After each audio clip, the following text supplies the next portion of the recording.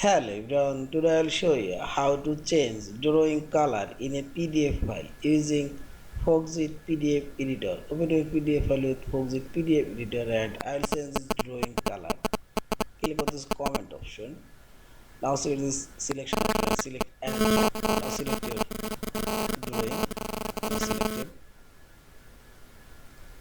or click on this drawing and this right sidebar. Here you will find this properties option. Now select your color, its default color. I'll select all of this drawing and all of this drawing color now changes and see this and this custom color option. Here you can choose a specific color and see this. Also change this drawing color and see this. So this one. Yeah.